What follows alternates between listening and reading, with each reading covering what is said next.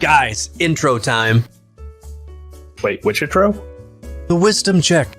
Oh, good. Wait, no. I thought we were keeping the old intro. What's wrong with the old one? People like that one. It was too long. Yeah. Too many fucking gifs.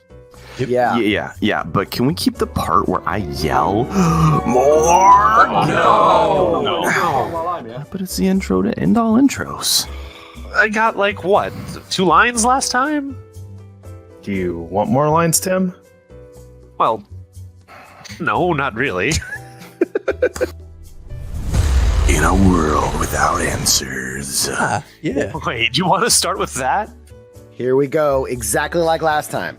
Wait, okay, so we're doing it the exact same way? Let's start with the smoky bar. No. It's a new season. We have to have a new intro. More.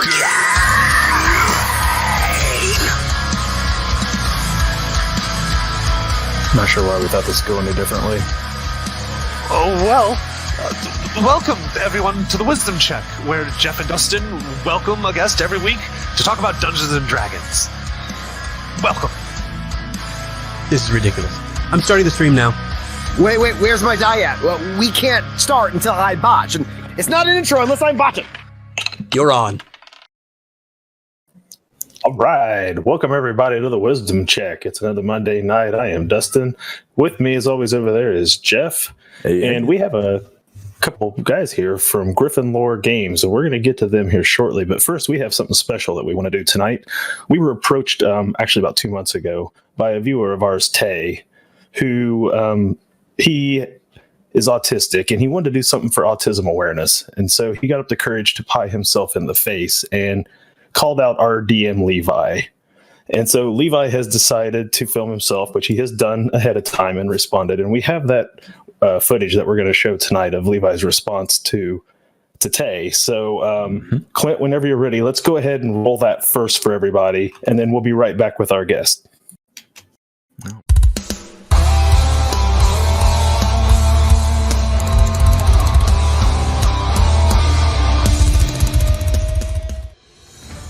Hey everyone. We at TT2KB have been chosen by our friend Tay to participate in his Autism Awareness Challenge. Although it may be more common than previously thought, autism is not a new condition. It exists in all parts of the world, in both children and adults of all ages. The term autistic, or autism spectrum, typically refer to someone who have been officially diagnosed with autism, or one who self-identifies with the autistic community. While all autistics are truly as unique as any other human being, they do share characteristics typical of autism in common. For example, they have different sensory experiences, or a non-standard way of learning, or just a need for consistency and order. A common misconception is that there's a cure for autism, and there isn't a cure for autism. We at TT2KB would like to thank Tay for choosing us to participate, and our very own DM Levi will be accepting your challenge. What are you doing?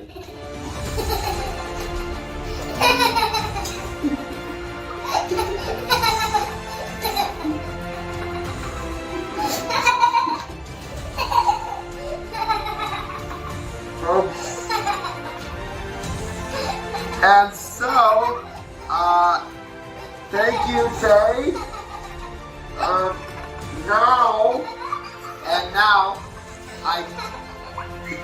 Stop. And now I challenge the team at Grouch Couch to take up the charge. I challenge you next.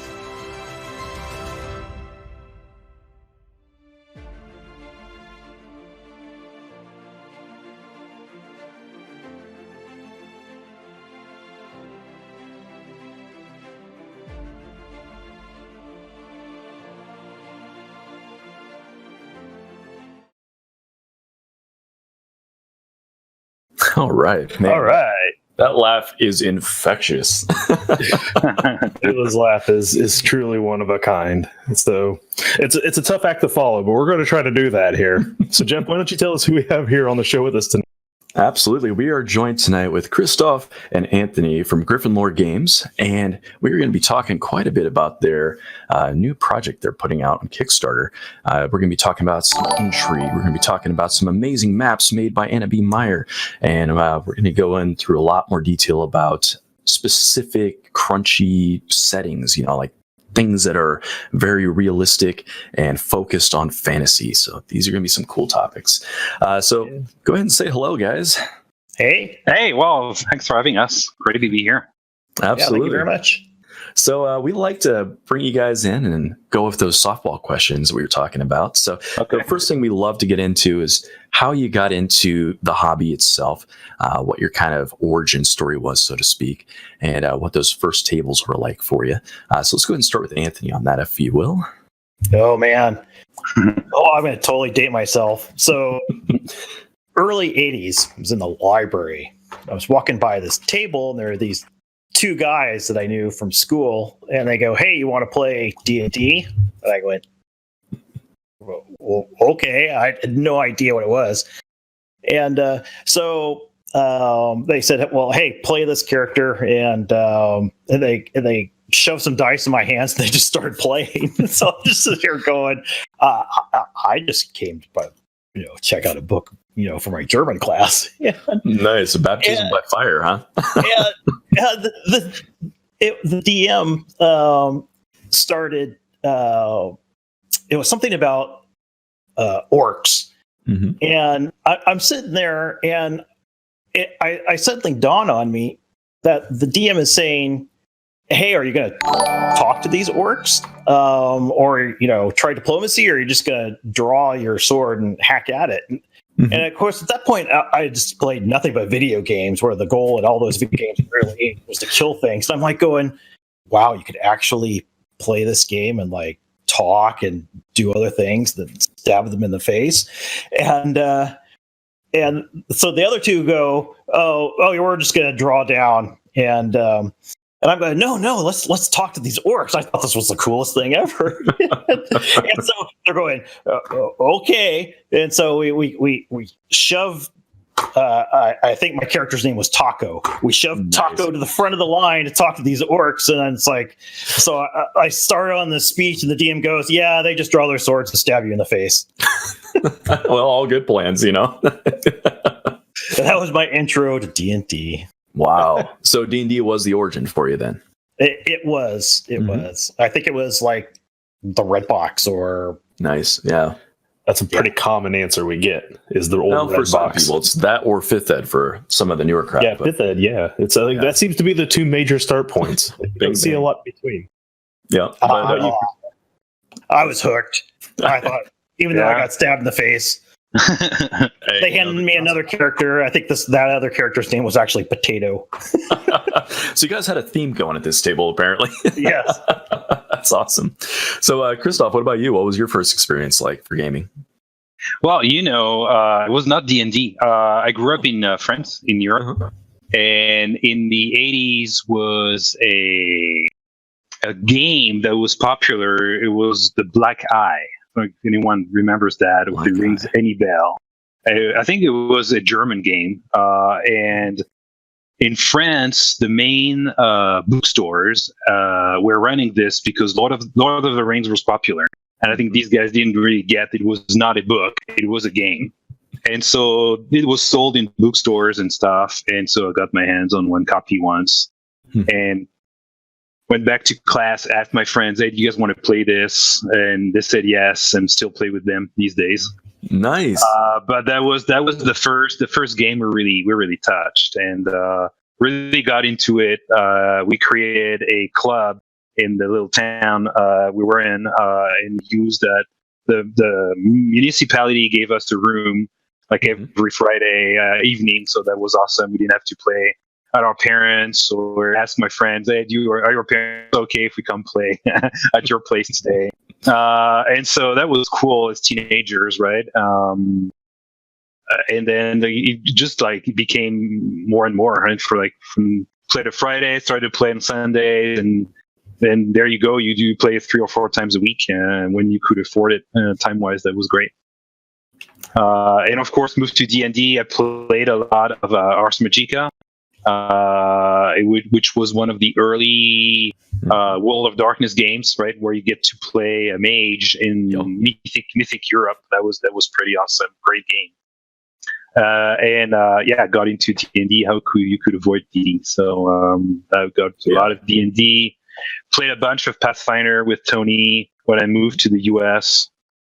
Until recently, Tony and I decided to hop on the 5e wagon, and so we enjoyed that a lot, right? And it's back to the roots of Tony and I think we like to tell stories. We're more like, if you take the barrel test of what kind of DM or what kind of player you are, we're both storytellers, and so we felt like 5e was a great construct for getting free of the rules and have enough rules, and also get some freedom to just tell the stories the way we want to tell them. So it's a great compromise for us, right?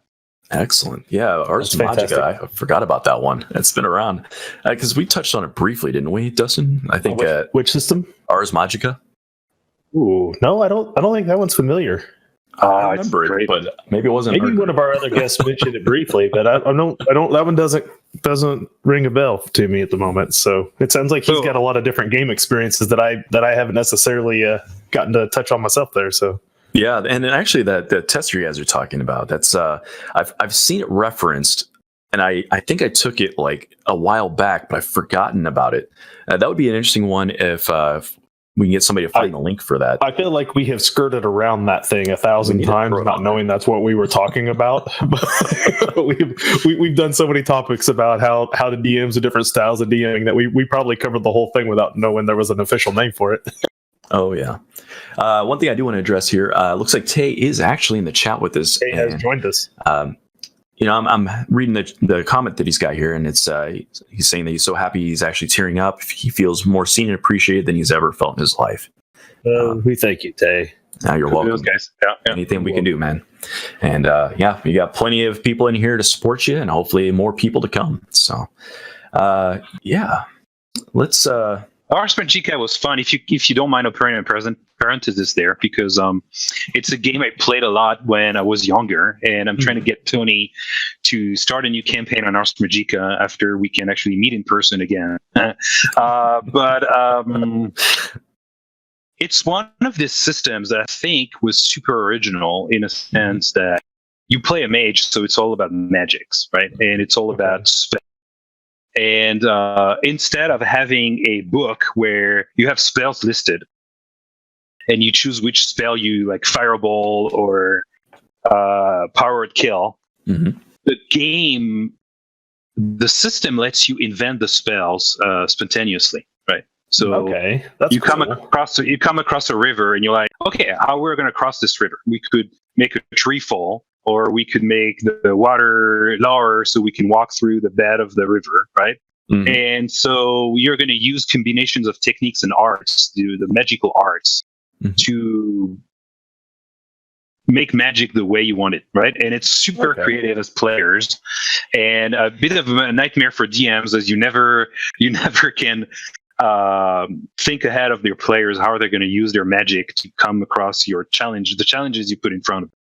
But if you guys haven't looked at the system, at least I would really recommend. It's really a fun game, and it's been going through a bunch of editions. But like the old ones you can find them for free on the web. So nice, yeah. So it sounds like you were saying before, it's like a precursor to World of Darkness's Mage. Just set in. Oh yeah. So that's what I thought of first thing when he was talking about this. Like, sounds a little bit like Mage. Like he mix up the sphere systems and all that kind of stuff. Yeah, it's an interesting dynamic, because you do get an opportunity for a lot of creativity in that. It's really cool. There are players who adapt to that and do exceptionally well, and there's others who never get it. That is one of the things with that kind of open system. Some people don't. They need it spelled out for them a little bit on what they can and can't do. So yeah, that's interesting. Getting started in that kind of style. You're not like your first game, but like having that come up. That's That's a tough way of breaking into the gaming world a little bit, but it's a cool way. Really changes, I assume, the way you play down the road. Yeah, no, I love it. And if you're familiar with Mage, Mage is sort of to Ars Magica what Vampire Dark Ages is to Vampire. So Mage is sort of like the lore of Ars Magica actually evolved to be the lore of Mage, but it's the older game, right? I think the guys who created Vampire and World of Darkness, that was their first game, right?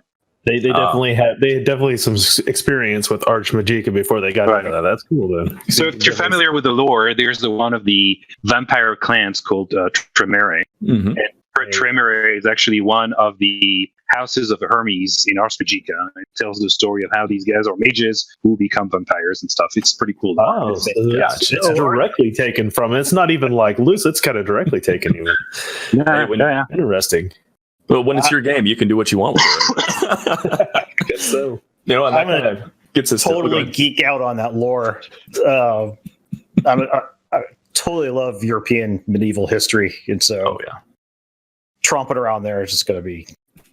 I'll try to be nice. I'll try not to kill any historical figures. Well, sometimes I guess that's the fun of it, and it's really cool when people actually know their stuff on that. Like, sometimes we know a little bit here and there, but when you come across somebody who actually knows the lore, it really adds something to it. The realism really comes through. And, that's something you guys were talking about earlier that was important to you with your campaign setting here, the Kingdom of Lothmar. So why is it so important to you that there is a setting that feels real as opposed to, more like gamey, I guess? Oh, that's a good question. And, I actually wouldn't say real as opposed to an internal consistency or like a consistent. Okay. So both 5e and Pathfinder, this is just a small example, have permanent effects. Pathfinder more so because you have the permanency spell. But in 5e, there's certain things that are permanent. Well, kind of in a campaign world setting that has an internal realistic consistency, you wouldn't deviate from that. So for an adventure, you wouldn't have like, okay, this place has this effect. If the players can't really do it themselves, then it actually just doesn't exist. And that's a big challenge to putting together adventures because you kind of want to be fantastical sometimes. But if you're kind of being hardcore about it, it's like, well, if the PCs were level 20 and, they had access to this magic, would they be able to pull what this is going to happen? Could they actually do that? And if the answer is no, then you're kind of putting whatever that encounter was, you're kind of cheating almost. And so designing a challenging encounter that has the consistent rules, when you actually pull that off, it makes the setting become more alive. Okay. So that's an interesting way. So you're looking for ways where DMs are not necessarily pulling like almost godlike tricks over the players but do you feel like that's an important tool for DMs they'll use to like try to challenge a player to make them have to think outside of the normal box? Or are you intentionally looking at putting them inside of that box of everything's using the same tools, the enemies and you guys all have the same tools all the time? Is that kind of what you're shooting for then? Yeah, well, yeah, because if the rules if the world follows a consistent set of rules, and the players as they go along in their career for their PC, they start building the campaign world up in their mind themselves. And that's especially true and handy in a sandbox situation where you don't know exactly what your players are going to do on the next level. So if you have a set of rules rather than a set of storylines, then it's a little bit better. If those rules are kind of hardcore and consistent, then at least when you could actually just like draw inspiration from the characters themselves especially if there's like a mage or two in the party. Oh yeah, that was always something that drove me nuts about playing a D&D game. Is you'd go out and you'd see the wizard made a floating island, and it was awesome, and he had this gigantic mansion on top of it. And I go to make like a magic wand, and I can't make a light wand at level 20. It's like, how did this stuff work? Yeah. So yeah, I definitely get that. I like that idea that the world feels like this could happen. These people are interacting like one of the things that always kind of bothered me about fantasy settings is in a world with mages throwing fireballs and dragons, why are there castles? Yeah, well, that one's a little different. The mages and the dragons are rare, really rare. They don't show up very often. That's usually the answer. It's like there's one Gandalf for every 500 castles. You ain't got to worry about it. Yeah, so we've discussed that ad nauseum. And the castle is not a hill I will die on. There's a battle there, huh? Just because I like castles. Yeah, I do too. So, you need something that feels familiar in a world full of everything that's clearly not familiar. Yeah. The other thing go ahead, Tony. Sorry. No. No, go ahead. Well, the other thing I was just like thinking about what you just said. The other thing that's important for me in a setting, it's that it's gray. Okay. I don't like settings that are black and white, right? Right. I don't like setting that says, well, this is the country of chaotic evil guys, and just next to it, this is the country of lawful good dudes. And sometimes they go to war, but if you cross the border, everyone you're going to meet is chaotic evil, and then a mile away, they're all lawful good, right? Mm-hmm. And I'm exaggerating, right? But I like gray stuff, right? And not everyone is nice. Most people are not nice, right? Most people are nice when they have something to gain from it, whether it's personal gain or they can elevate their quest or say maybe I'm defending my village, etc. But there's still a benefit, and I like settings where I cannot predict necessarily what's going to happen, right? Or players are going to have a argument with the DM over, but these guys are evil, they won't do it, or these guys are good, how come they would do that, right? And I don't like I like behaviors to be dictated by stories more than just like stereotypes or boxes, right? And for me, that happens when the setting is great, right? So, for example, in Kingdom of Lothmar, we try to reuse pantheon and gods that are popular in other gaming environments, right? So we have Tiamat as a goddess, right?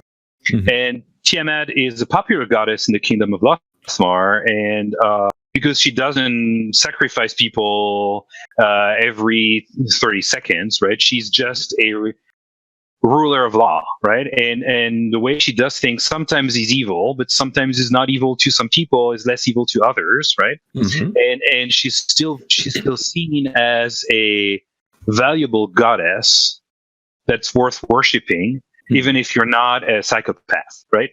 And I kind of like that. I kind of like, it's just an example, but I kind of like having a setting where nothing is really black or white, but you're going to run into priests of Tiamat that are actually decent dudes, as long as you play along their lines, right? And I don't know. I like that. I think it's like back to your initial question on like, why are you guys into this and why do you want to do that, right? It feels like it's something I want to share. I like that personally, so I want to share it with other folks. Oh yeah. So do you like to play with the idea of morality then in those systems? Like when you have these people who are quasi decent people of Tiamat, do you play with the morality then issue of well, they're also associated then with these other people who are not so decent people of Tiamat? How are they all like? Do you deal with those? Like to deal with those kind of? Well, Tiamat is a. She doesn't let a lot of people go with their own choices, right? She's the incarnation of law before being the incarnation of evil, I think, right? Or that's how I like to think of her, right? And so she runs a clergy like a Swiss clock factory, right? And so morality and question of morality in the Church of Tiamat might not be as encouraged as other churches, right? But yeah, to your point, I think it's something interesting. I wouldn't want to build a system mechanic around it, but it's something I'd like to challenge my players with, for sure. Because I like to do that kind of thing too, where I take like a lawful good paladin, but he's so lawful and so good that he's too constraining, and then he becomes almost this antagonist just because he's so damn lawful and so damn good that you can't. There's no room to breathe. Like, you know, those are the kind of fun. Important to remember that, you know, not all good people are good all the time. Not all bad people are bad all the time. Right? Depends on the circumstance, and I think that's the paladin example you're talking about. I mean, it's kind of like the Sir Arthur or King Arthur kind of stuff, right? You know, Lancelot's a good dude until he's not. You know, yeah, there needs to be temptation. There needs to be these things that make a character human, or whatever race they happen to be. But, you know, like the vitality of life. You know, yeah. Or popular culture example. You look at the Hound in Game of Thrones, right? Oh, yeah, and fantastic character. No one really likes him. It doesn't do anything that makes him popular, right? But just like you grew up liking him, right? And because he's gray, right? He's going to do horrible things and he's going to do great things, and it makes sense when you think of what's the character story, right? And that's what I like. He's acting in alignment with what the story of the character is, and at the same time, that story is allowed to evolve. It's not fixed, right? It's not right. And I like that. I like that kind of character, right? And when you're into stories, you like characters too. Yeah. So we're more towards motivations rather than morality, and so the bad guys are usually the heroes in their own story. They should be. Absolutely. And they see some of the PC actions as downright villainous from their point of view. Sure. Absolutely. Yeah. And that's exactly right. You know, and I think these sorts of settings and styles, you know, like with the Hound, for instance, that you were talking about, when he did good things, it felt more good. It felt more meaningful. There was more of an impact to it because it was so unlike him. And, you know, you look at him like, well, now I have to think about this person in a different way. Or, you know, Jaime Lannister from the same context there. Right. You know, that evolution of a character was meaningful because of where it started. You know, but he's a lawful good guy. Good on you, you know. Right. But at the same time, those characters had to have the tent poles out there on the end. You had to have the mountain. So you could compare the Hound to the mountain and realize, like, okay, the Hound's not necessarily a good dude, but that mountain is way worse. So, like, you had to have that guy they can't sit on the ends of the spectrums and still be like, hey, these characters are like, you know, here, like, if you're going to place your characters in the middle, you occasionally have to have those characters that are the stakes that hold the rest of the tapestry down. It's not like the mountain was an interesting character, right? It was sort of like a stereotype villain that you pull for story effects here and there, but like no one really looked into the mountain and like, oh, I'd like to play the character in a game, right? And so force of nature, basically. Yeah, it's pretty cool because like these sorts of gray areas that you're describing, that especially with the countries being gray, that's where you can have intrigue, I think, and I think that's where other kind of settings kind of fail at that, you know, because I always want to have those good nations that disagree and have disputes over land, like in real life. You know, like, you know, history is filled with people who thought they were the good guys, and you know, their culture needed, you know, X, Y, or Z, and that's why we're going to war, and we're going to go to war this time. We're allies the next time, you know, whatever. You know, these little baronies and stuff, it kind of explode, and you don't really see that a lot in traditional gaming. So I think this kind of path you're taking is one part of how to make that work. Now, we kind of looking over your Kickstarter stuff here, you do mention a lot of intrigue and factions and, you know, lots of informations about just different blocks of people. You know, what do you think are important components of factions that kind of lead to good intrigue in a story? So for me, intrigue doesn't happen first, right? When you can predict who is going to do what, right? And so that's why first you need this gray setting to say, I want to understand the player on the table, and I don't mean players, physical players, but like the different elements of the story. And then intrigue is fun, I think, as a player, where you can put it together, right? So like a mystery, it's like a sorry, what did you say? Like a mystery. Like a mystery, yeah. Or you say like, okay, I want to understand, why is the Baron of Wellmore acting the way he acts, right? It's like, looks like bandits are on the road and they are attacking convoys of merchants. And why is the Baron closing his eyes to this traffic, right?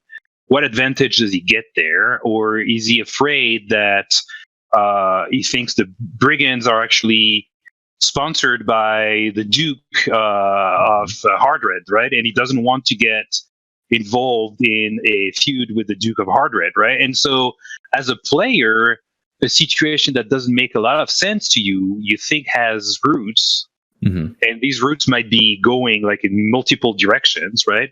But what's fun is go explore these roots and figure out what's happening there, so you can insert yourself in that story, right? And so what I like as well is to give the ability to players to say, I'm going to start my career as a character in low levels, follow quests, or guys just give me go here, get there. But as I grow in the story of my character, then I want to be part of the world, right? I want the world to shape around me. I want to be. I don't care about the Duke and the Baron anymore. I want to be my own Baron, right? And so if I conquer some territory and I become the Baron of that new territory because I got the king to sign a piece of paper that gave me these lands for a service I gave the king, right?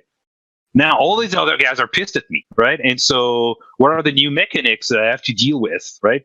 And maybe I want to be friend with these guys, and I want to be so I can be an ally to these other guys, right? And so when you understand this sort of like landscape, that's where the game gets richer and richer, right? And that's where actually, as a GM, you get out of the okay, guys, you're in front of the door. What do you do, right? And to let the players drive the campaign where they want the campaign to go, right? And that's I love that. So that's why I like to facilitate through the setting we're proposing, right?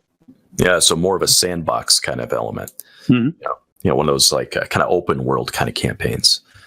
Yeah, because that's the best intrigue. So with a kind of a story based intrigue campaign, maybe in a traditional sense, it would be really easy for your players to kind of feel like they're not the major focus of whatever is going on. But the way we like to design things is to have player agency, those choices, whatever those choices may be, as part of the matrix of what is the entry going on. So to Christophe's example about becoming a baron, well, so if you have a list of barons and their motivations and then the conflicts with the other barons, what you do is you just put the PCs as a line item in that story design, and list their motivations and their conflicts with the other barons. And then that, even though it sounds like a lot of work, it really isn't. You can just like look at that on a piece of paper and go, oh, okay, that's the next adventure. Because these people are all having conflict around these areas. I feel like that's maybe one place where 5e for Dungeons and Dragons has gone a little astray. They put out, and they've done a great job with their modules that they have put out, but they haven't put out settings. There's not the Ravenloft setting. There's the Curse of Strahd. So you have to either go back to, from what I've seen, you have to like go back to old books to find out more about the rest of the setting, or you just play through the Curse of Strahd as though like that tiny little bit of Barovia is all there was in Ravenloft. And like I joke all the time, how many players go through that and never realize you can't leave the mist? You know, nobody ever even realizes there's another lord on the other side of the mist somewhere who's just as bad as this guy. but no one ever thinks once during that adventure to try to cross it and go find out what's there, because you're on these rails because it's an adventure, not a setting. So I love when I see these settings pop up for 5e, because what they are is a setting is a sandbox where you can take it, you look what's in there, you get a list of places, some cool maps. So we're going to talk a lot about maps, obviously, and the other things. And then that sparks the DM's imagination to what is in this mountain range, what's over here. And you get to start working with those things and letting your players then explore them and figure out where your story goes inside of this world, instead of it being told to you what the story needs to be. Well, that was something else I found interesting about your Kickstarter here, is that it mentions that your setting was built to be mostly rules agnostic, but had 5e and Pathfinder First Edition in mind. So that's a really cool idea, because settings should be something you could plop into a game and not have the rules dictate whether or not you can use that setting.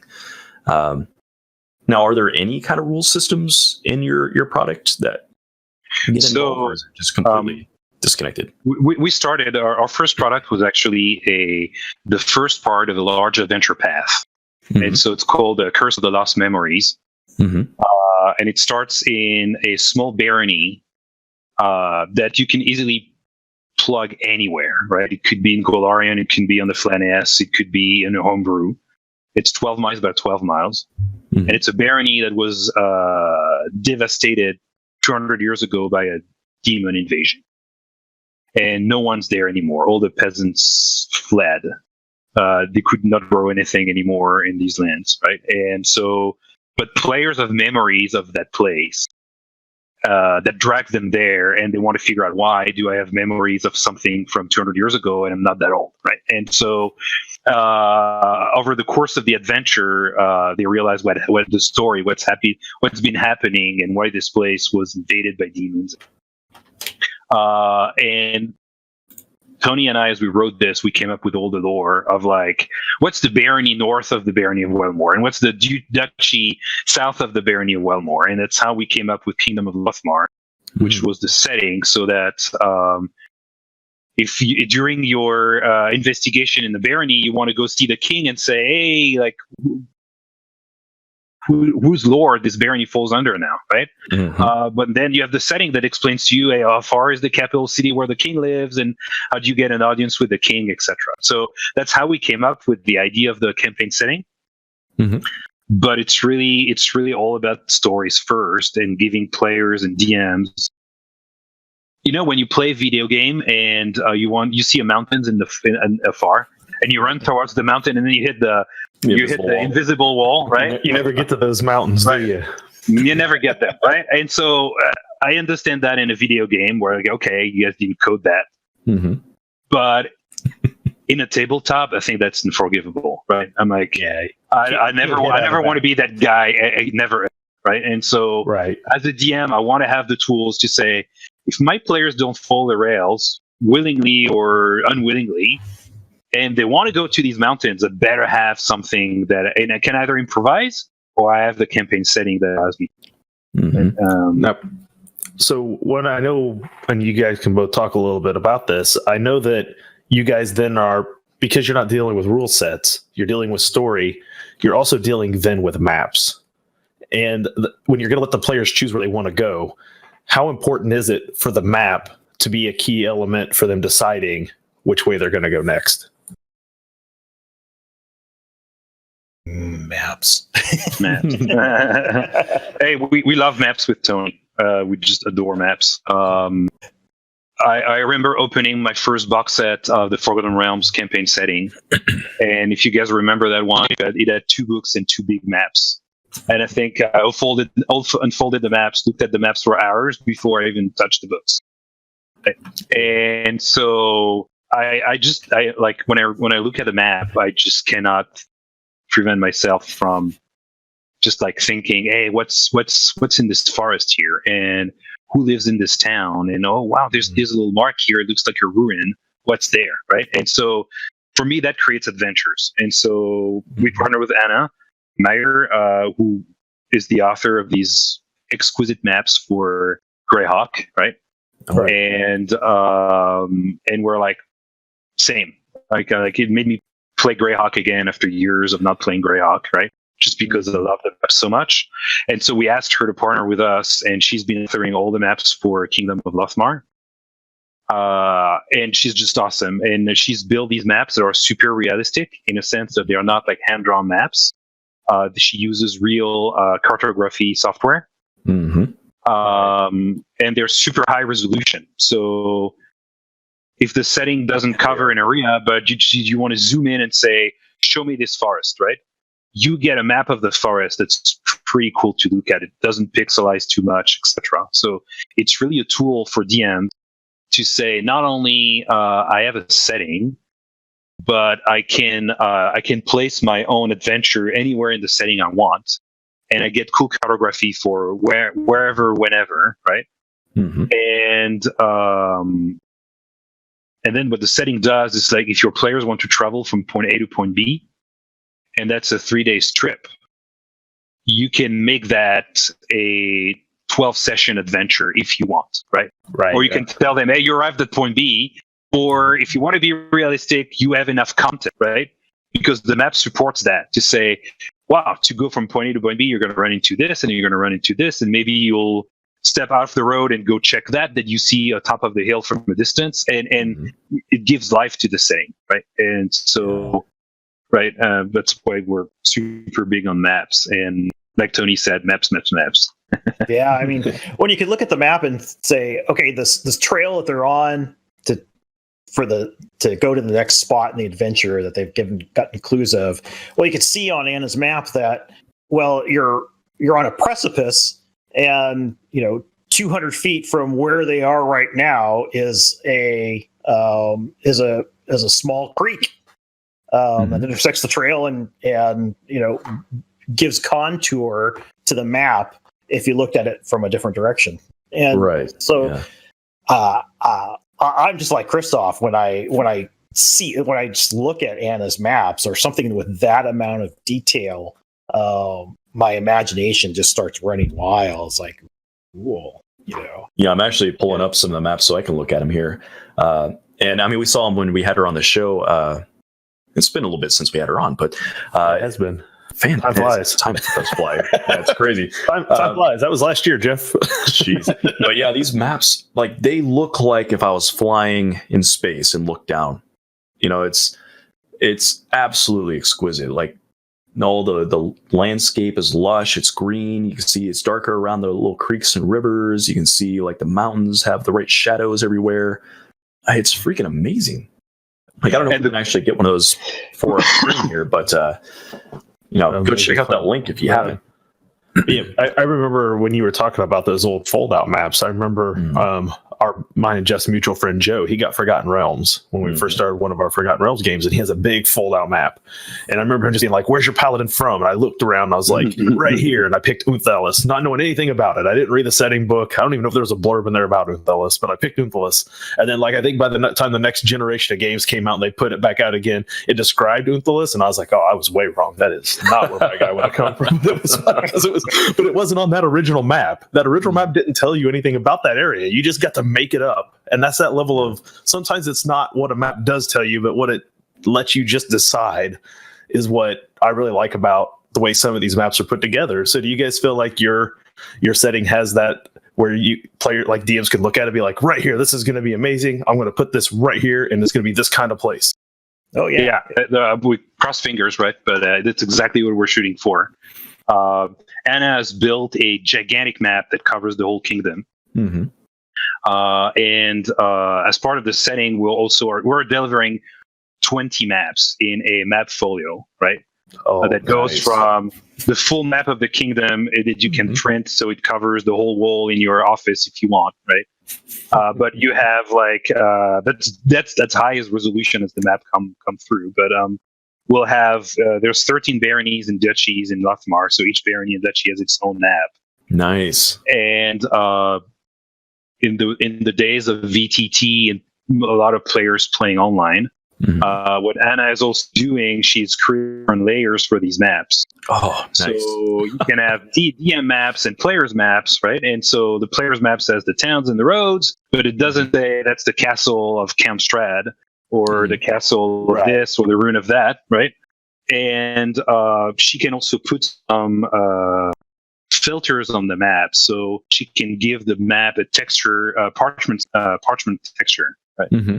So that makes a cool handout map for players, right?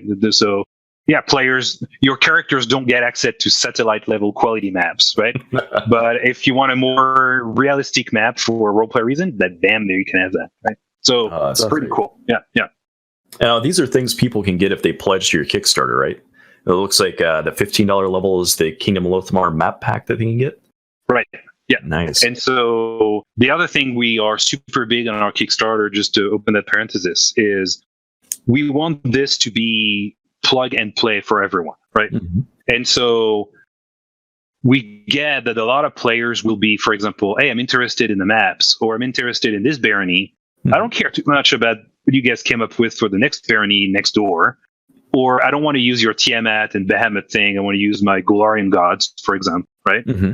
And so everything should be able to be plug and play, so you can really make the setting what you want of it. Mm-hmm. And so if you're only interested in the maps, you don't care about any of the lore Tony and I came up with, you just want to use the maps and put your own lore, then we want to have some tiering on the Kickstarter that allowed you just to buy the maps. Gotcha. And that's the only thing you care about, just buy that, right?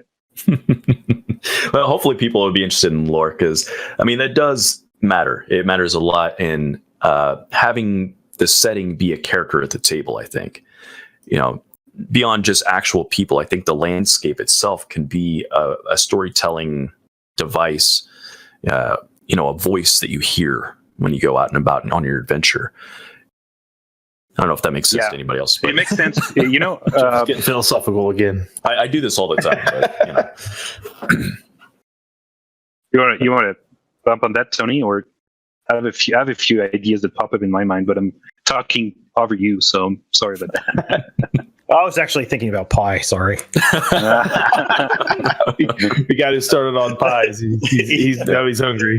It's something that struck us with Tony a few years ago when we were at Gen Con. Mm-hmm. And we were playing both Pathfinder and 5e, so we were doing all the 5e events, all the Pathfinder events. Mm-hmm. And you showed up in the Pathfinder area, right? Mm-hmm. And they have these posters with the characters, right? Mm-hmm. And so they have like 20 characters, and they're iconic characters, and they're great characters. The art is awesome. And they're like well-designed characters in the sense that they're not cookie cutter. They have like great personality. Mm-hmm. But it was all about the characters. Yeah. Right? Everything, and we went to the 5e area, right? Mm-hmm. And same, they had posters on the maps, on the posters on the walls. Mm-hmm. All the posters were landscapes. Right? That's interesting. Some hills and towers and maybe a dragon in the distance, but you couldn't tell which dragon it was, right? You put a name on the dragon. And we're like, wow, these guys are all about characters, and these guys are all about the setting, right? And so the setting is a hero here, right? It's not about the characters and whether this, what happens to this character in this adventure. It's all about the setting. It's all about what do you make of it, right? And so we were like, oh, we like that much better, right? And so it's funny because we realized that it was we didn't click on this before we got to see this, but we were like, this is what we want to do. We want to be all about the settings as well, right? We want to be about the places and the people that live there, and the heroes that ought to be the characters, that ought to be the players, right? Not NPCs that the game setting came up with, right? Mm-hmm. Yeah. Yep. It's interesting because the tone of a game could be immediately seen through its setting. It's just jumps right out at you if you're interacting with how the city's laid out. If you're looking at what organizations have kind of sprung up, if you're looking at how just the average person speaks on the street, like what's their culture, that immediately forces you to buy into the world and to react to it. Whereas I think what you're saying with the Pathfinder setup, where it is emphasizing your characters, that clearly emphasizes how cool am I? How cool is my friend over here? What do we do? Like, let's go kick in a door and let's go adventure, So like, I don't know that 5e necessarily as a box feels like it's built on a setting to me, but I could see what you're talking about. No, I would agree with you. Yeah, I would agree with you. Adventures. I would say that. Right. Yeah. Mhm. Yeah. And it wasn't me taking a pass at like 5e versus Pathfinder, right? No. I like both the systems actually, but it was more a realization for me that what I prefer are settings. I prefer the settings, right? I prefer being the average Joe in a great setting that turns out lives adventures in order to become a hero. Mhm. Yes. Rather than be the hero from the start and then put myself in situations where I get to show off that I'm the cool guy, right? Yeah. Yeah. Right. Yeah. I feel like when I play Pathfinder, it's very much what can I do? Mhm. And when I play Dungeons and Dragons, the way they have things built, it's where am I at? Like, because that they build a lot around like you're in Waterdeep. You're in Neverwinter. And they have these because of their history, they have these locations and these names that immediately jump out. They don't call it Volo's Guide to Everything for nothing. Volo is somebody, and you know who he is. Mordecaidan is somebody, and you know who he is. So I feel like they lean on that like historical lore, whereas Pathfinder is there's like none of that. Like I don't even know what the name of the world Pathfinder technically takes place in, if there even is one. Galorian. You and your 5 buddies are cool. Go out and do something, and here you go. Like, you don't hear about it with Pathfinder the same way you do with 5e, and I think that's what you're getting at. Is it's that they come from very different directions. Yeah, it's interesting because Pathfinder actually has a very rich setting with Galorian, and their Pathfinder settings are very heavily detailed. Lots of cultures, lots of factions. We just don't happen to use it because we're homebrew. It's probably because we homebrew everything. Yeah, and so like the other thing played in all the D&D worlds, though. Sorry, go ahead. No, the other thing with the setting is it's I think, right, and I don't want to speak for these guys in terms of how they design their world, but it's a patchwork, right? Yeah. Each country is proposing a theme of play, right? And you have the orc country, and then you have the country of the evil demonic influence guys, and you have the country of the ancient Egypt-like old ancient civilizations, right? But it doesn't really mesh. It's not really coherent, consistent, right? If you want an adventure with pirates, great. Yep. There's a place for pirates, right? If you want undead and liches, great. There's a place for undead and liches. But it's not a world, right? It's not like, well, I'm a bit too strong there, right? But for me, it's more of a patchwork, and it's great for guys that I think want to play occasionally here and there, and it's very structured and well edited, and the lore is cool, right? If you're like liches like lichocracy or undeadcracy, and have like a place ruled over the undead, great. You have exactly everything you want there, right? It's all the liches in a box. But if you run a campaign, you say, hey guys, we're going to run this campaign for the next 5 years, right? And your characters are going to become heroes of this world, right? And one day, one of you will run the Church of Tiamat, and one day one of you will be the right arm to the king. If that's where you want to take your character, it's going to be possible, and the setting is going to be flexible enough to make this possible, right? Where it feels like sometimes the setting is like, nope, this guy is the Duke and is like level 30 guy, and so what can you do around him, right? And so Tony, if you this is a hard one. And I wonder if I'm just special, and not special in a good way. But the problems I have with a lot of published settings is scale, and I always want that product, but the scale is one step smaller. I didn't want a continent composed of nations. What I really wanted was a nation composed of baronies. Yeah. Yeah. Okay. And something smaller, more well thought out, though. Yeah. Right. You spend a lot of time in your backyard. You don't spend a lot of time in the country over. Yeah, and just to go along with what Christophe was saying, that kind of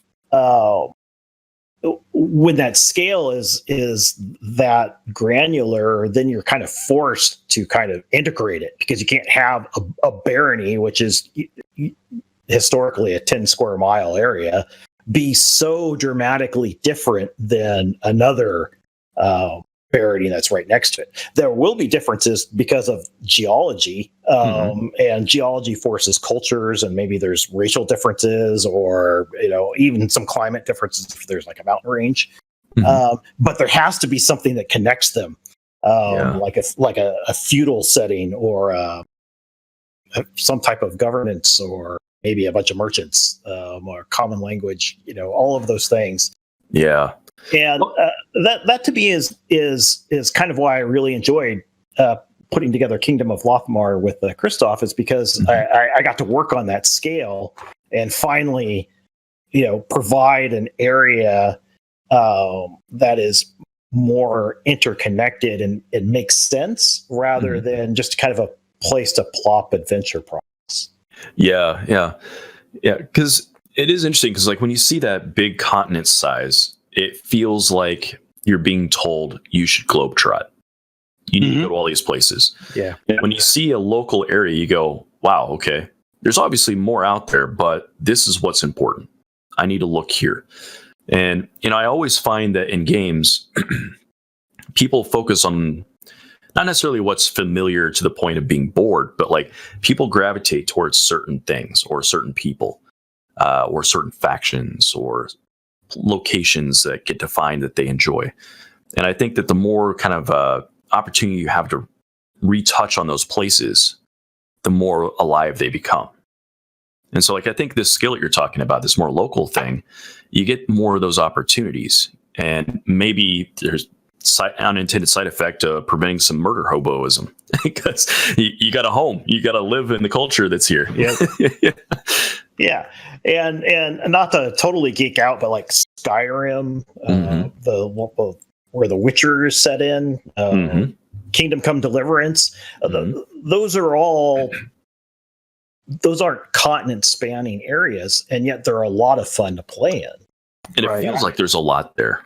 Yeah, it feels alive. It feels real. And even when you think of something like Game of Thrones, like really, they span a lot of one side of a continent, but a lot of it really is based around one smaller area.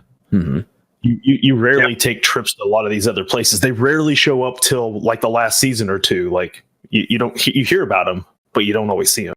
Exactly. Yeah, and one thing that all of those sorts of things have in common is that they're very gritty. They're very, I don't know if like lethal is the right term, but consequences are real.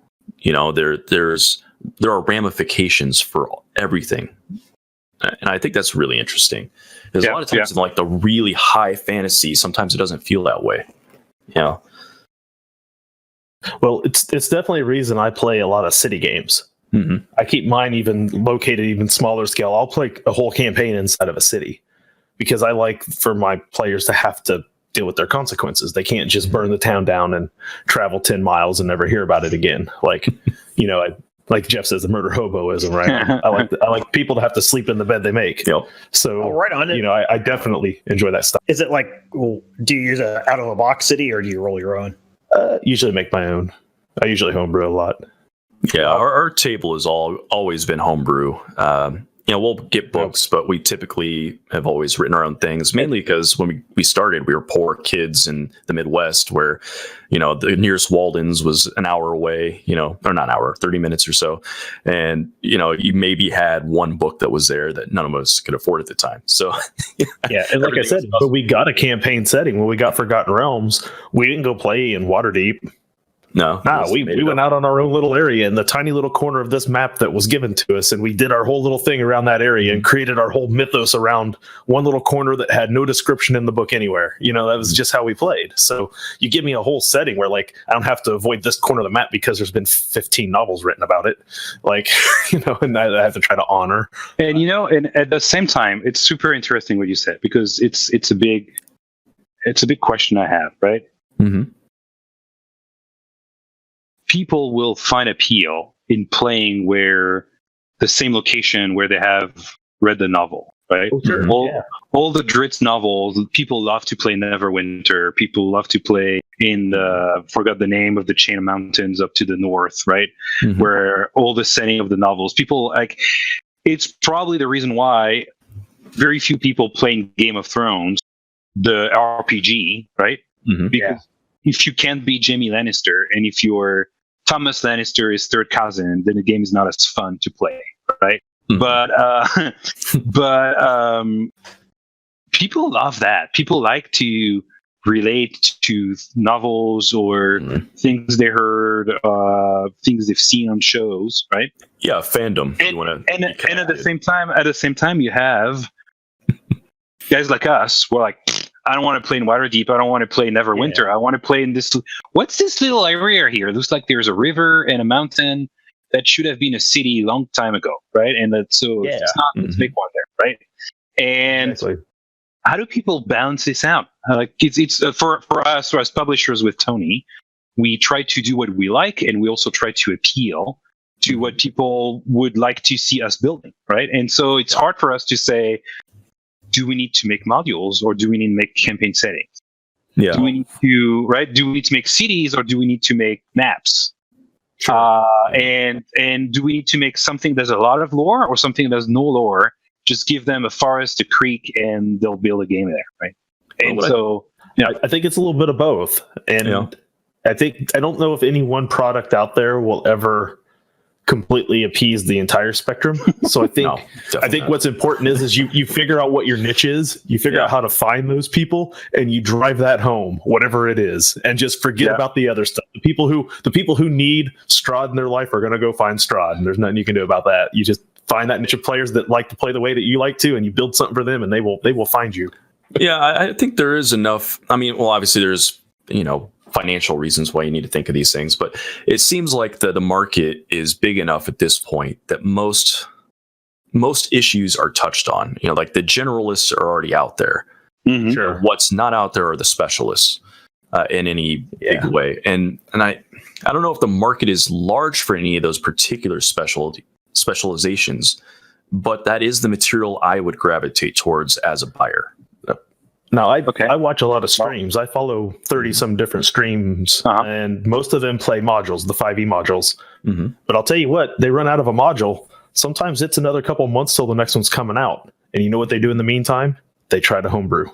Yeah. They try to figure out what's over the next hill outside of Waterdeep, because they did Waterdeep, and now they don't know what to do because Saltmarsh doesn't come out for 3 more months.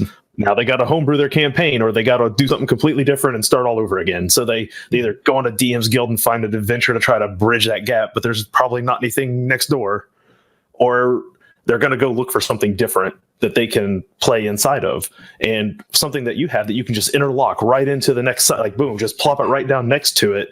There's going to be, I think, some appeal for that, because then they can slide right on into the these barons and these things that you've created, and just almost seamlessly guide into it, even if that's not technically on the map in Faerun or whatever campaign they may be coming from. I like that. Yeah, it's great. Yeah. When I think back to childhood, especially with our own sound guy here was talking about his favorite settings was Dragonlance, and the reason why I got into Dragonlance and gaming in that era was I was reading those novels. Like I found those compelling. They gave me a sense of the world. And then when I played the game, I wanted to have some of that in there. Now, I don't want it in the sense of like playing a Star Wars game where we're running around, and there's Luke over there, and there's Darth Vader, and that's the story that's definitely going to happen. That would drive me bonkers. But having some of it fleshed out enough where I've experienced it in a way, and now I get to live it, that's appealing to me. And it's also rules agnostic. So I don't know. Maybe that's a good approach. Having the Dragonlance. I love Dragonlance. I think someone on chat saying was their favorite setting as well. Yeah. These are my Dragonlance books in French. No, nice. Oh, that's awesome. Back when I was 10 years old. For me, it's a great example of a setting that people love, right? Mm-hmm. Who has played, however, the Dragonlance modules, right? Mm-hmm. They're almost unplayable. Yeah, because right. They follow the novels like step by step. And so if one of your players has read the novels, which probably is the reason why they want to play in Dragonlance, then you cannot play any of these modules, right? And so that's a good example of a setting that's just awesome as a setting. Mm-hmm. Yeah. Right. And the adventures are just like, I don't want to. I can pick them apart and use a few bits and pieces, right? Yeah. But it's all about the setting. So the lore is just so rich in that, and the history is just so detailed. And that was going to be my next question is, how have you guys tackled with Lothmar creating a setting that has rich lore without creating these quintessential characters that you can't avoid? I think so. The first thing we've done is we thought of the kingdom in terms of units, right? And for us, the units was a barony. And you say, okay, if it's a barony, it needs to have a history of when the barony was created, by who, why, right? Mm-hmm. What are the values in the barony? So some baronies exist for a certain reason, right? Or there's some like commerce or geology that explains the existence of the barony. Mm-hmm. And then it has a baron, right? And the baron is not necessarily the higher level guy in the barony. It's just a guy who has the charge to run the barony, right? And so some of our barons are level 5 guys, right? And CA, I've never adventured, right? Mm-hmm. I know to hold a sword for some ceremonies, but I'm just the baron, right? And my dad was the baron, I'm the baron, and that's it. And so we're trying not to make every important character a high-level character, right? Mm-hmm. Okay. In a sense that players can deal with them, not necessarily killing them, or right? But they have a relationship with the NPCs that is not system-based, right? Mm-hmm. And then we created all these factions that for us is the connective tissue between each of these baronies. Because if you really look at a feudal society, people didn't travel. Right. Yeah. If you were a member of the peasantry in a barony, you're going to be born there and you're going to die there, and chances are you're not going to live the 10 miles around your house, right? Mm-hmm. And you're going to go to church, or you're going to go to whichever cult, and you're going to like harvest your fields, and that's right. And so it's a Samwise moment where you just say, "Hey, I forgot how he says it exactly, but like I've never been as far as home as this moment," right?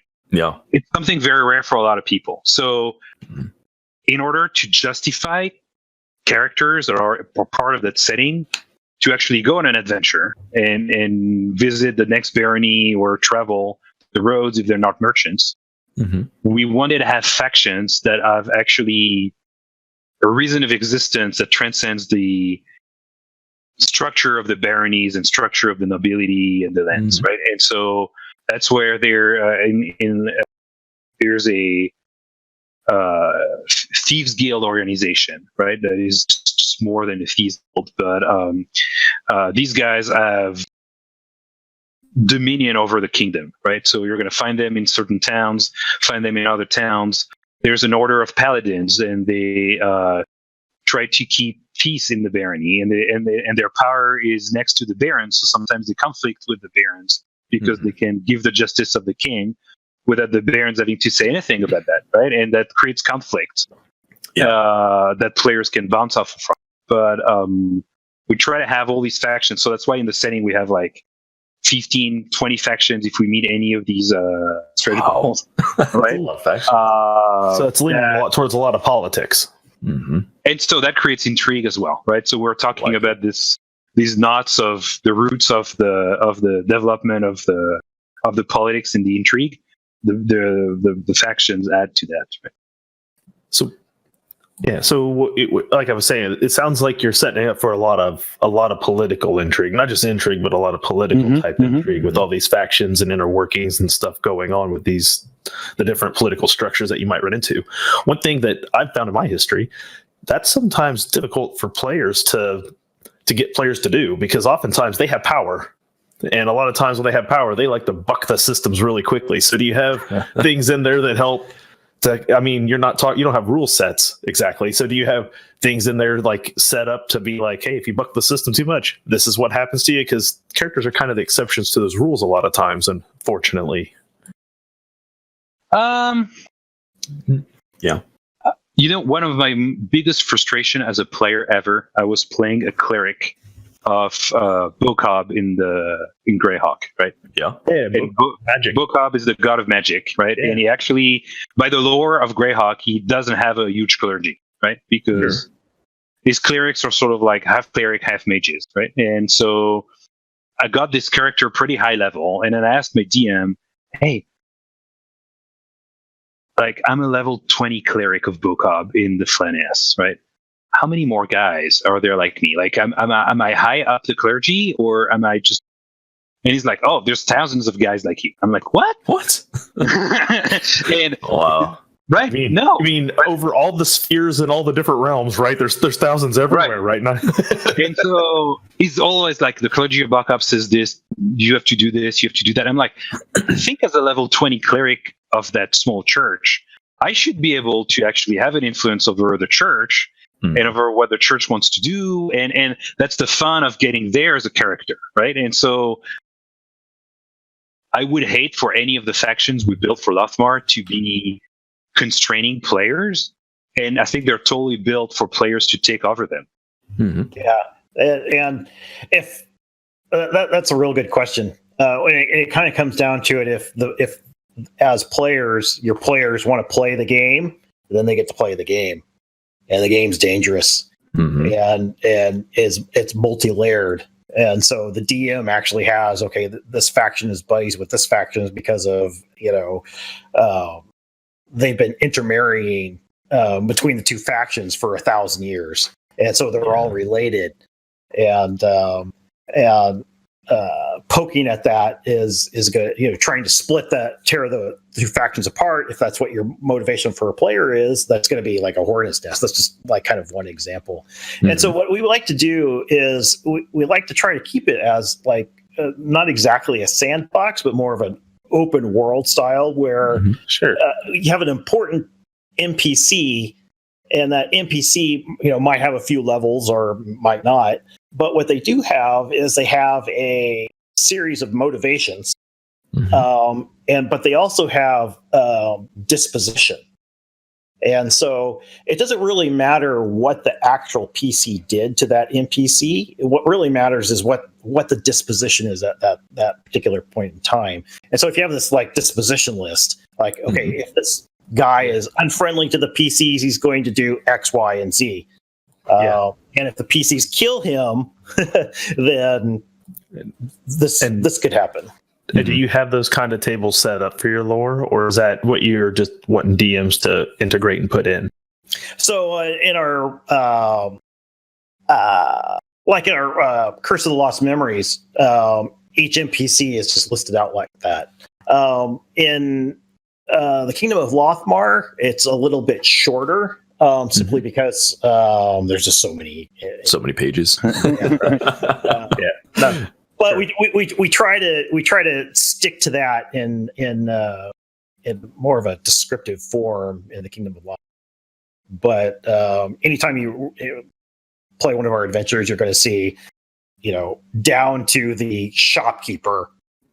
Here's his motivations, and here's his disposition. What's going to happen depending on the. That's nice. Do you consider your world set then? I mean, we've kind of talked about it being used for 5e and for Pathfinder. Yeah, those are typically thought of as high fantasy. But then when you talk about things like The Witcher, that's a little more low fantasy. Do you feel like your setting works maybe even a little better in a low fantasy style setting versus a high fantasy? It works. I would say, and maybe Christophe has more insight as a player. He's a player in I actually run the gritty rules in 5e, which turns a short rest into a long rest, and a long rest is, and that's pretty hardcore and gritty. And then I play another campaign as a DM where I don't play those rules, and it's in the same setting in Lothmar, and they seem to play pretty well. They both have completely different flavors, but the grit works for one, and just the high fantasy works for the other. So I think it works. You think it's flexible enough you can put it in either one? Yeah. Yeah. I like my and Kingdom of Lothmar as a bunch of dragons as well. So sorry for the fantasy, but I gotta have my dragons. Jokes aside, it's a good question. I think we were talking about Game of Thrones, right? It's definitely a low fantasy setting, right? And so low fantasy allows for things to feel like real, where and I kind of like that. So it's I think it's a nice balance. The challenge I would have is actually build up this disposition and morality code for high fantasy creatures and characters, right? So sure, what are dragons motivated by, and what are they disposed with? And so that's actually the trap we sort of fell with pleasure into with Tony, is when you start wondering about this kind of stuff, you come up with a shit ton of lore. and that's how you end up with a book. Right. And so suddenly you have like, hey, we're starting to try publish a 32-page adventure, and we have 200 pages of lore. Got to do something with it, right? But yeah, I think it's exactly the kind of stuff I like. And it really depends on a couple of things, I think. It depends on, first of all, I guess, who's at your table and what are their interests, right? What do they gravitate towards? You know, a lot of times if you set out to run a political game and everyone's like, I hate politics, it's not going to go that way. Nope. So you got to find the right gaming group, I think, for it. And it's kind of hard to do sometimes, but when it works, it is amazing. And I think the other thing is understanding what everyone, from the DM to the players, believe characters are. Like you were talking earlier about your level 20 cleric, and you were thinking, okay, this should be a big deal. Now, are adventurers the exception to the rule? Are they a weird class of people that just don't fit into society, or are most people adventurers? You know, like, yeah. Where are they your superheroes? Are they your Superman, Batman types, or are they the everyday person? Yeah, and I think that changes what the game feels like immensely, and what will work at the table. And it seems like for these sorts of things, you almost have to have more of the people are people. Adventurers just happen to be a class of people. Am I far on that, you think? Or I don't know. Well, I'm not a big fan of considering adventurers as a class of people, right? Okay. Right. I think like some people will have extraordinary lives, right? Because they are going to be confronted by extraordinary events. And as a player in a role-playing game, I'm going to play one of these guys, right? Yes, I could role-play the guy who wakes up in the morning and plants his seeds in his field and then goes back to bed, but that doesn't make a very exciting game, right? So the situation I'm in is I get to play one of these guys who has an extraordinary life, right? But it's not because I'm an adventurer. It's because I'm going to be reacting to events. And actually, it's something we started doing with Tony. For years as DMs, we asked for players, come up with a background for me for your new character, right? I want you to think about role-playing background for this character. And so some of our players came up with like 5 pages of story, and I'm like, okay, dude, like, I don't know. I don't know if you're the prince that the king didn't know existed, etc. But I'll try to play along, right? And some players are like, I hate that. I don't want to do this. I just want to sit and roll die and kill, right? And so with Tony, we're like, we have to stop asking people for this background, right? I want people to create characters that are just random Joes. And what's going to happen to them in the campaign is the story they're going to live through. And that's what's going to make them great characters and heroes, right? What makes you a hero is the adventure. Yeah. It's not what happens before the adventure starts, right? Right. And we had a whole section about that on one of our shows. Everything he's telling me about the way they're putting this thing together, I want to marry it with my Zweihander RPG game, because everything this game is built about is everything you're telling me that you want to do with your campaign setting, and I'm like, this is just matched up perfectly for what I want to do with it. Good. Like it's. Okay. That's why I was asking if it works with low fantasy, because I'm like, if this thing could be built around low fantasy, I think I could do something with this. So the PCs, they're the people in the campaign setting that get to deal with the drama. Drama is what makes the game fun, and that's kind of how we that's kind of the player / PC philosophy. How much drama is going to be generated, and and it was almost like a light bulb that what Christophe was talking about. It's like, you don't need a backstory to create drama, right? Yeah. Every time I get like a 5-page background where they're like something important when they're done, what I want to do to the players, I just want to ask them, like, so now that you're important, like, who's your right hand man? And they probably hadn't thought about that out. So they'll be like, well, that's Alfred. And I'm like, cool, you're playing Alfred. Yeah. You're Alfred. That's mean. Now I want you to roll up a sheet for Alfred, and he's going to leave that backstory behind where he took part in all that cool stuff. But now he's going to go have his adventure. And that other guy becomes an NPC now that I'm going to use as the quest giver. And here we go. Now we're off. Yeah, we had an episode about designing character backgrounds long time ago at this point. We've had a couple, yeah.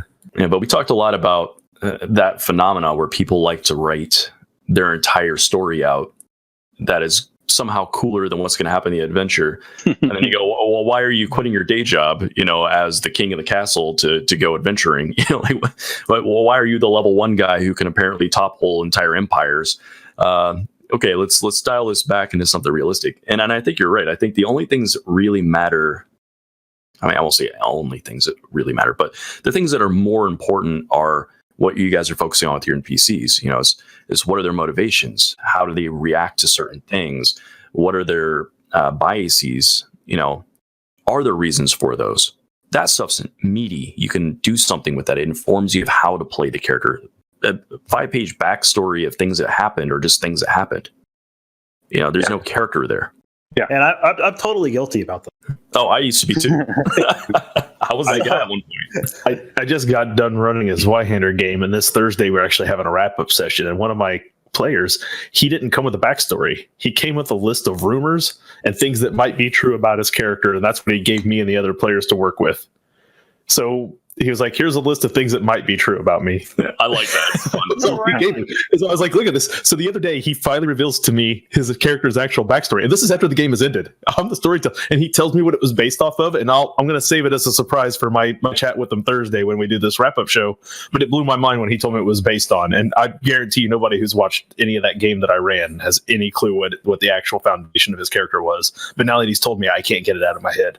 Is this the FOP? No. Nope. You'll find out Thursday. All right. So. That's cool. Yeah, this all looks really awesome. Acta non verba, just deeds, not words.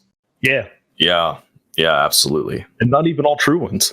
Some of them were lies. It was just like, so it was almost like playing 2 truth and 1 lie. Like when you do the icebreakers when you meet people. Like I thought that was like the best way to do it. I was like, that's fantastic. Yeah, don't tell me that you're a snake in the grass. Show me that you're the snake in the grass. I want to apply that's D&D.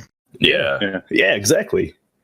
Yeah, and it takes people a while to sometimes find their character, but I think if you come up with those ideas initially, you don't have to come up with a ton of ideas, but if you just pick like 4 random verbs out of a hat, and then you go, well, how the hell do these go together? Suddenly your character just appears. And it fleshes out like almost immediately just because you have to like figure out how to interact with the scene.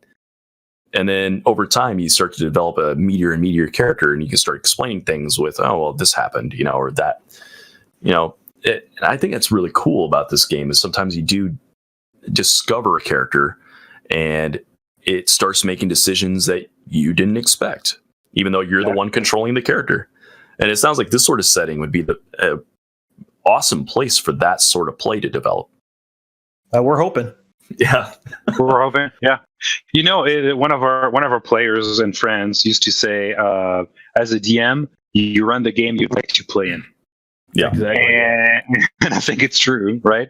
and to your point, Jeff, about like some players don't like politics, some players don't like hack and slash. Right. Some players want low fantasy, some players want high fantasy. As a DM, you always have to sort of like, do you tell these guys, hey guys, I'm running a politics game. If you don't want to play my game, you have a free Friday night, right? And you'll find another player, right? Or do you say, hey, our group matters more than what actually we play, so let me know what you guys want to do, and I'll DM that. right. Yeah, And you're always balanced between these two things, right? To make your players having fun. mm-hmm. But in the end, you wish that the game you want to run is the game you want to play in, right? And so that's the kind of adventures Tony and I like to play in when our characters are in control of the world. It's not like we rule over the world, but the world makes sense to us, and we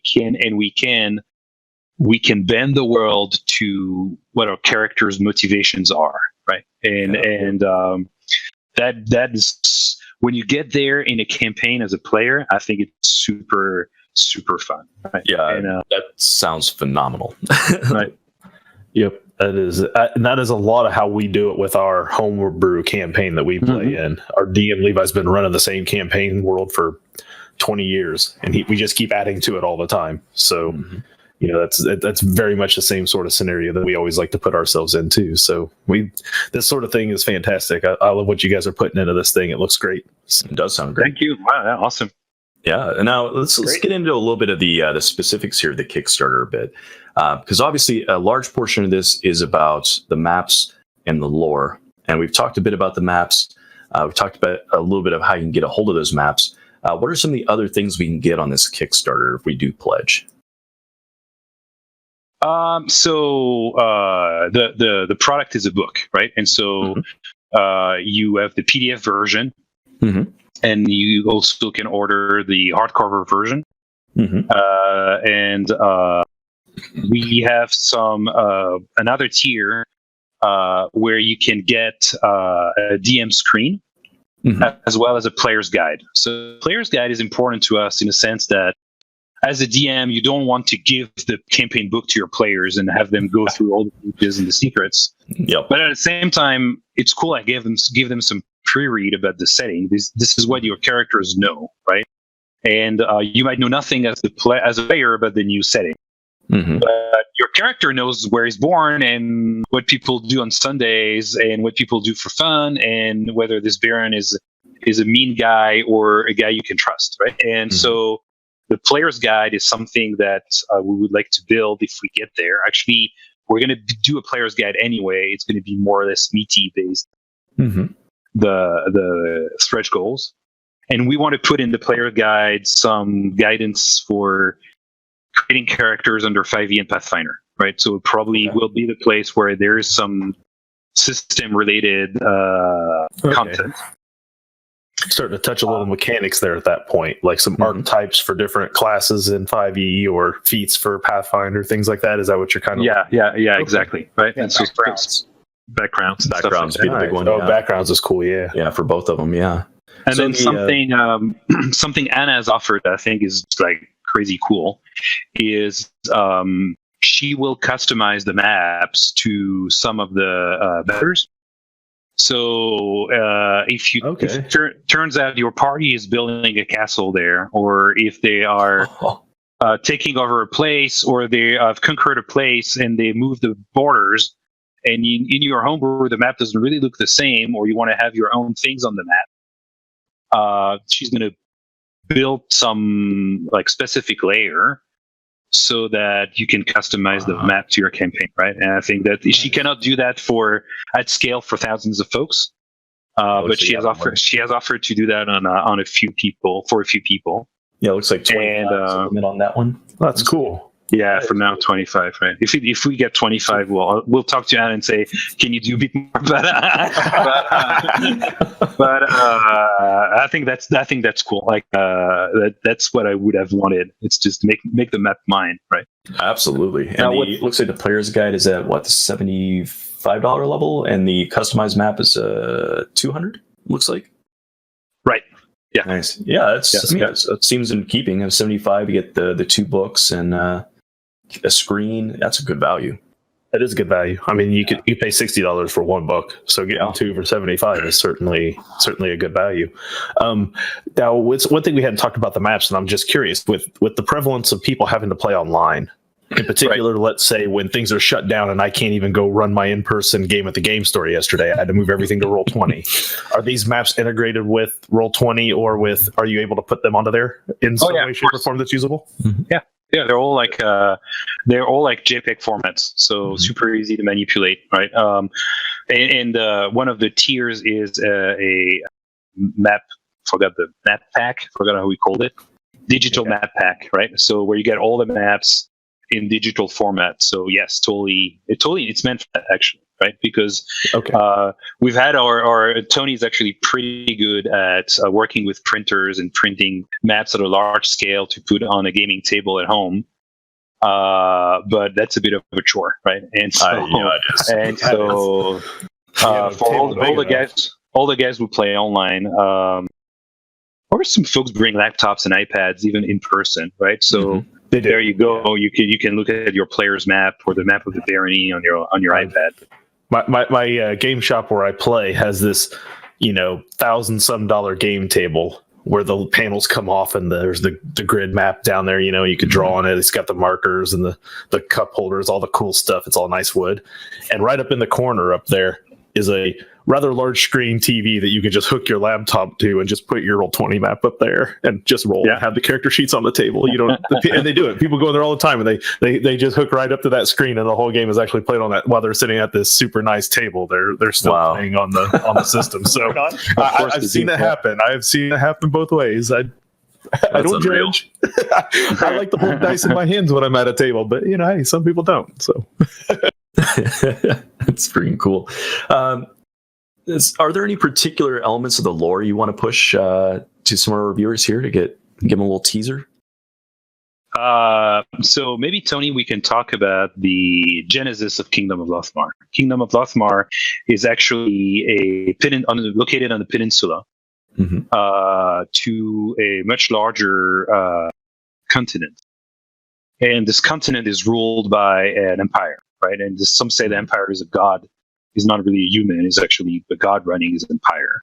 Mm-hmm. And a long time ago, there were a race called the Gek. They're a race of malevolent reptilians who are skilled spellcasters, and they invaded this place and ran a pretty nasty rule over the local population, right? And so that got wind to the ear of the emperor, and the emperor said, mandated his most loyal paladin named Lothmar to just go there, kick the ass of these reptilian dudes, and claim the land as a new part of the empire.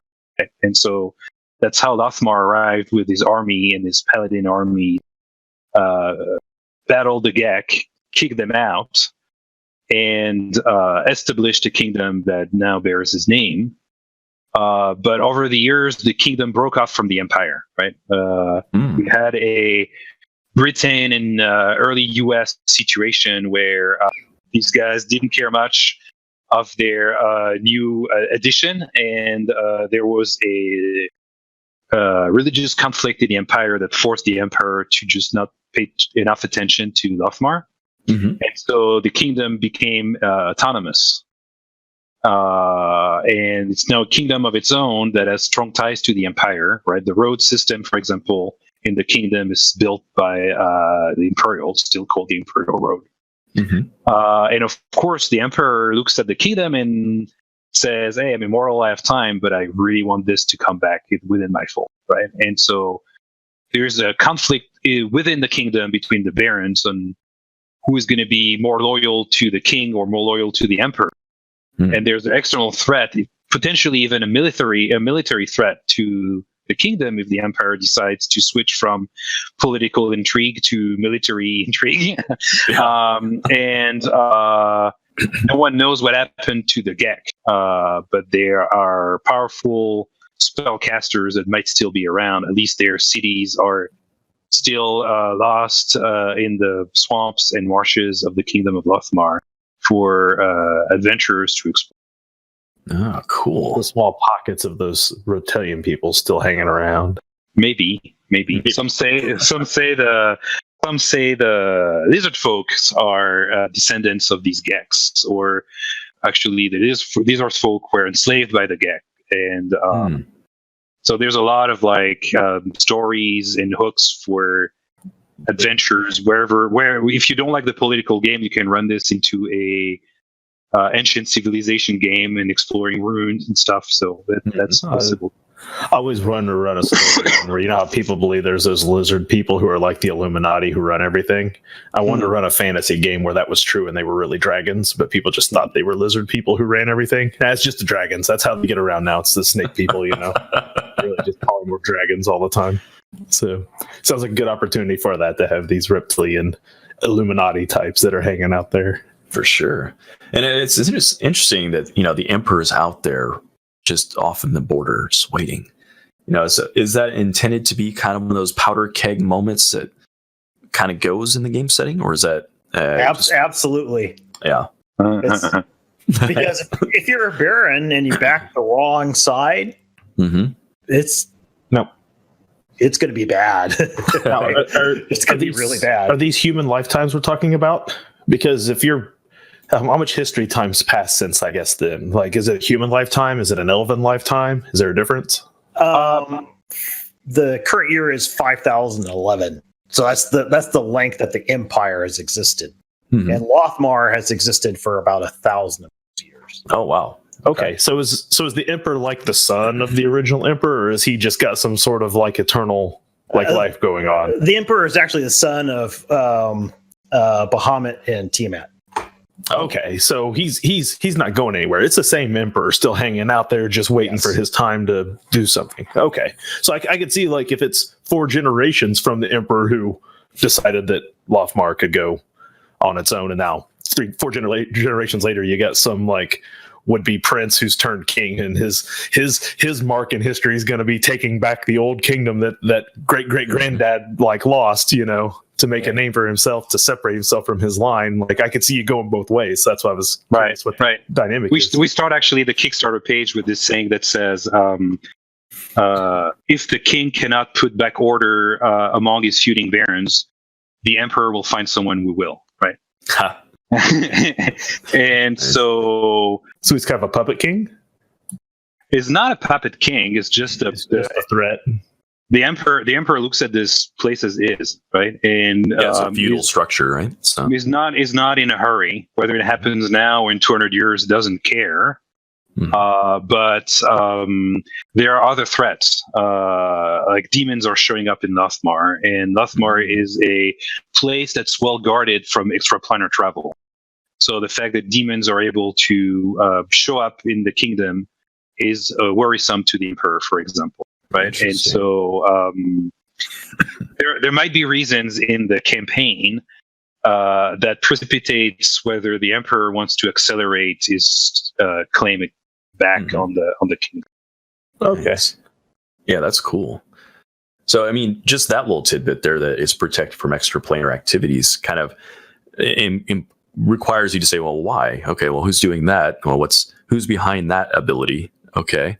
Is there a faction related to that? So I guess that's another step. Yeah, So what are some of the main big boy factions that we can look at here and expect to find? Oh, the elves, certainly. Because they're the ones who were kind of taken over that area that is now the Kingdom of Lothmar before the Gek rolled in and Waffle stopped them. So they're actually on a reservation. They call it the Protectorate, but it's really a reservation. And they're not really too happy about it. And so they're, they're elves, and so they live a long time. But again, it's been 1,000 years that they've been holed up in this reservation, and it's something has to change. Yeah, because there would legitimately be members of that community who remembers when things were were a lot different. Exactly. Yeah. And so the elves is a pretty interesting faction in a sense that the elven population is within this elven protectorate, right? But the whole kingdom is scattered with elven ruins because these guys used to rule all of this place, right? So again, it's another place of adventure. And they have memories of these events from 100 and 1,000 years ago, where they had to bend the knee and sign treaties that were not favorable to them, because the armies of the emperor saved them from these reptilian overlords, right? And they have their, like we're talking about motivations, and they have their own set of motivations, right? Oh, for sure, yeah. There's also the northwest of the kingdom is a large county that is where there's a lot of witches, and this county of Kendra, the witches of Kendra. The witches of Kendra is another faction, and they're playing a dangerous game of trying to deal with the demons and stay in the good graces of the king, who gets his divine power from the dragons of law, right? And so Tiamat and Bahamut are both well-revered deities in the kingdom because they represent the emperor, they represent the empire, and they also represent the values of law that the kingdom was built on, right? And so these guys play a dangerous game as well, and there are definitely more of the malevolent intrigue, if you want, in the sense that they kill people, they murder people, they're not only playing the political game, right? They go above and beyond that to get to their ends. They're an interesting faction, and then the clergies are well developed as well, because actually Tony came up with the cosmology of Lothmar, so we could talk about that. But all the gods are the daughters and the sons of these dragons of law. And the sons and the children of the dragons of law, they're actually chaotic deities, right? And so that builds an interesting source of drama and tension also between the clergies, right? Where you need chaos. It's not a world where there's only law. Everyone needs chaos. You need the balance. But there's affiliation and I would say alliances between these gods and which portfolio they are after, right? So maybe Tony, I'll let you describe that a bit more, but I think it was pretty cool. That sounds pretty cool. We try to build conflict everywhere, right? So everything in the setting is a source of conflict that as a player or DM you can build around. Yeah, and so you have the 3 dragons of law, basically the lawful good dragon, the lawful evil dragon, although that's we're not using the alignment system, but that's just kind of, you can think of it in old D&D terms. And so their children is called the kinship, and none of them are lawful. And no one really knows somehow. No one really knows why. Teachers' kids are the worst, right? Like right, because it's it's maybe that's the universe trying to balance itself out. And then there are like 3 deities that people call the interlopers, which are either came from somewhere else or was not created through the traditional process of mating. Like, for example, Melina is a goddess of nightmares. And she was mainly created by the gods having a particularly bad nightmare after a particularly bad war with their demonic enemies. Interesting. And so she just emerged. Right. She just emerged. And same with the goddess of war. She was created from the blood that was spilt by the 3 dragons during another one of these conflicts with the demon. So, Nice. So what you have is a situation where you're like Tiamat, who's typically thought of as like one of the primary evil gods, is actually kind of almost lesser than evil because you've got these demons who are now like the real evil. And so that's why you have like Tiamat and Bahamut able to coexist, because there's this worse evil that's out there.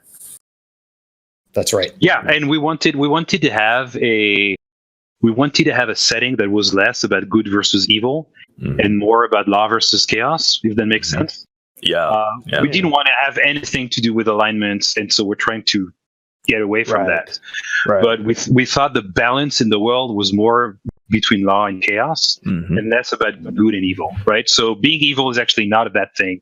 It's not something that gets you killed by a group of adventurers that just spotted you and say, you're evil, you gotta die. Right. And chaos is seen by a necessary evil. but Tiamat is a paragon of law in this setting, right? And she's well respected, and she has churches everywhere. The guys that follow her, they err more on the evil side versus the guys who decide to worship Bahamut, right? Right. But she's still valued for what she brings to the society, right?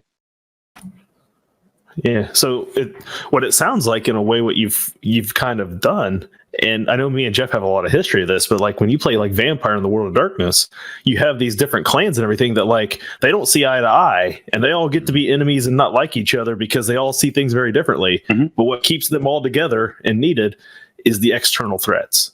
And it seems like that's what you've done here as well with the Empire, these demons, the lizard men. You created these external threats that allow these, what would normally be your polar opposite sides of a campaign, have to get along. And that's where you create this intrigue, and the politics is through, we have to get along somewhat, even though we completely normally should hate each other. Yeah, when people care about society. When people gotta care go about against society. barbarians. Yeah. Right. You know? Right. That's good stuff. And you brought up vampire, and so we have also a cool lore around vampires in Kingdom of Lothmar, where vampires are actually not undead. There's a curse that's called the blood curse, right? That curses these guys, and when you're afflicted by the curse, you have to feed from blood, you have to avoid the daylight, and you have to behave like the classic vampire we have and we understand. But you're not undead, because undeath is something very different in this cosmology, right? And that allows for us to have 2 vampire factions, actually. There's the faction of the old vampires who think the curse is actually an advantage. And they want to spread the curse, and they want to have more vampires, and because they can control the younger vampires and have more of this like old school vampire sort of faction. And there are the new guys, the younger vampires, who are more about that's a curse, that we got to get rid of it. We got to be scholars and research, protect each other. They form these places where if you're a vampire and you don't know what to do with your life, you can run to, and they'll protect you. And they also research how can they get rid of this and heal, right? And so these 2 factions of vampires, of course, clash against each other. And so the little things like that, where we like to do with Tony is take something that everyone think they know and bring a different spin to it, so that you can still play a vampire, but there's a bit of a cool lore that comes with it that is new. Yeah, So that's Tony, awesome. none of them are going to sparkle if I throw them in the sunlight, right? No. Okay. But I'm in. As long as they burn in the sun and they don't sparkle, I'm in. All right. So Absolutely. got to watch them new age vampires. They like sparkle in the sun. So Yeah, this sounds really good. So we are rapidly approaching the end of our time here. So Okay, wow. believe it or not, right? 2 hours goes by fast on this show. Goes fast, yeah. So we want to make sure that people in our chat today are going to check out Kingdom of Lothmar's campaign setting for 5th edition or Pathfinder or anything really. And go check it out. We got the link that's been popping in and out of the chat here. We'll probably pop it out here in just a second. Make sure you go through, check it out. Griffin Lore Games is the company, since we haven't said the name in a few minutes. And there's a lot of really awesome things to pledge over here. So if you got any money you want to kick that way, Looks like they have. Well, you guys have 7 days left on this. I think we have 7 days left on the campaign, well, thank you if you can support the campaign. Of course, that's important to us, so we can bring this to life. Mm-hmm. But follow us also on Kickstarter or on our website. We have a website where we talk about our other products than just the. Oh, fantastic. We really want to equip this campaign setting with a lot of modules. So I think that's our next endeavor with Tony, is how can we produce like 10 modules a year, right? Mm-hmm. So that not only you have a campaign setting, but you have a cool catalog of different types of adventures that leverages the lore of the campaign setting. And so it's not something that's just like homebrew territory and reserved for DMs. We can actually turn a campaign setting into an adventure and have the skills for that. But anyone who wants to use these maps, play in the campaign, we'll have a bunch of cool modules that come with it. That's excellent. Awesome. And that's, I'm assuming, griffinloregames.com? People get yes, sir. Yep. All right. Yeah, the artwork you guys have on this is phenomenal. So that's going to grab some eyes, I'll tell you that. I'll toss that link in the chat for the chat there. And yeah, definitely go there, folks. Go check it out. Make sure you show some support, because I like everything I'm hearing. So cool. Yep, that sounds it's great. Fantastic. Now, is there anything else you guys would like to put eyes on or anything like that? Oh, were there any questions from the chat? Do we have any chat questions tonight? If you got any, go ahead and pop them up here. Except we're getting the links tossed out there. While we wait for those answers, definitely check out our Discord if you're not on there already. We have all kinds of past guests on there. We have an entire community of like just crazy number of people this day. It's pretty awesome. They go in there, they talk about games, they talk about concepts in games, talk about looking for groups, all that kind of stuff. And we're getting some really cool artwork people are doing in there now too. So we check out the art section. I'm going to give a little shout out to Yogi Dave. He's been putting some phenomenal hand artwork that he's doing for his campaign setting he's putting together. So I think that city looks really good. He's doing a lot of good work on that. Yeah, definitely. Looks like the chat's a little quiet there. So yeah, we'll if they have any questions, we'll let them pop it in here. Sometimes there's a little bit of a delay on things, so maybe just be getting behind. Oh, that's cool. But yeah, we're really happy to have you guys tonight. It was fantastic. Thank you so much for having us. It was great fun. You guys are great hosts and a great conversation. Thank you. So I really appreciate it. It was really good.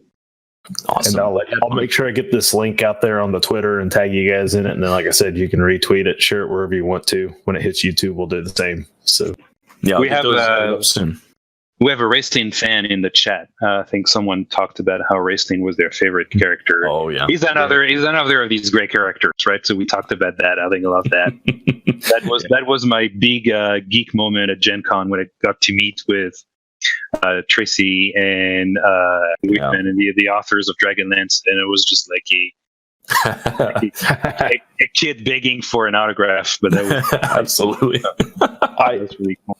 I didn't realize I was as spoiled as I was. My very, very first D&D character I ever played in was 2nd edition, and the DM was such a big, huge fan of Raistlin that he ran basically the Dragonlance books as a campaign.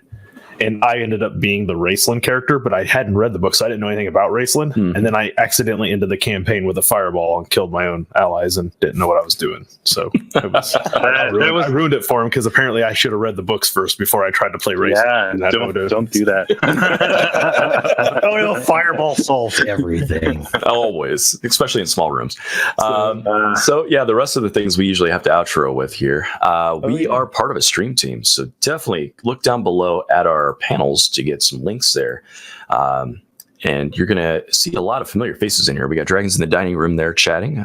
Go check out their stuff. We've got the Grouch Couch. We've got Gangrez. And we've got Spooky Sprinkles. And we've got the Liching Hour. And we all are kind of floating around tangentially gaming, I guess, would be kind of the core of what we're all doing. Some of those are art shows. Some of them are more shenanigans and fun. Some of them are creatives in the sense of really putting together some I don't know I never know how to describe Lich's stuff. It's pretty unique. I mean, you're talking about a guy who will take a board game and tell an entire story adventure based on a board game he's playing by himself. Like, you just don't see a lot of people who have that ability, and he does. Wow. He's also currently running a ttrpg that he's putting together, Star Jumpers, that he's going to be talking about on his show tomorrow night, Viva La Dungeon, that is geared for 10-year-olds to get kids into gaming. So he's pushing that out there right now as well. So check him out tomorrow night on Viva La Dungeon. I think it's at like 9 p.m. Central Time on his channel, The Liching Hour. So perfect. And then we've got a bunch of other shows on our channel actually throughout the week. So Monday nights are the show, The Wisdom Check, 10 p.m. Central Standard Time. Right. And we have rotating different guests every time, different topics, as some of you already know. And we'll have more people to come. Hopefully you guys will come back and chat with us at some point. We've also got on Tuesday night, or Tuesday afternoon, I guess, is Bardic Knowledge, which is 8 p.m. Central Standard Time. And it is 8 p.m. Cam's show. He does music, so he's actually putting together themes for all of our characters in our current campaign to be used in the backdrop as we play the game. And you get to see the whole process, how he puts it together using the software, learn some music theory. So it's pretty cool. It's pretty awesome to watch. Yeah, sporadically, I can't give you a day because Levi is chaotic as always. But Levi is doing a show called DM to Art, where he is drawing all of our characters, and he is using Photoshop and coming up with some pretty amazing illustrations for us. So that's been pretty fun to watch. You definitely want to check that out. And make sure you take a side on their war between the art stream and the music stream. The two are at war. Lines are being drawn in the sand. Gauntlets are being thrown down. You have to pick a side, people. There's no sitting in the middle. You're either Team DM to Art or Team Bardic Knowledge. Figure it out. Pick a side. Don't know how that. There are no other acceptable answers. And occasionally we get along. So on Wednesday nights, we play video games. Right now, we've been playing 7 Days to Die. So Wednesday night, 10 p.m. Central Standard Time, we're going to play that. This upcoming one is actually a Horde night. So if you want to see us get destroyed by zombies, that's the way to go. And then we have our own Everstorm campaign. That is our 5th edition homebrew game. You'll see a schedule down below. Our next game looks like it is April 4th. So that's a Saturday. And come check us out there for 10 p.m. Am I missing anything? Yeah, you're missing mine as usual. Always. I got it, though. Don't worry. I'm here to plug in all the holes when you forget. Thursday night, my Terra and Trifo game has, in fact, ended. Clint got it in the chat. See, he's on top of things. Nailed it. This Thursday is our, I don't know, I was calling it a session wrap-up. I want to coin the term Session Omega. You have Session 0 at the beginning. Session Omega is always the last one because you don't know what the number's going to be. But Terra and Trifel did end 2 weeks ago. If you haven't seen the finale, World on Fire, you should watch it. It was crazy. Completely brutally murdered each other in the finale. It was great. So because that happens sometimes when you push players to the edge.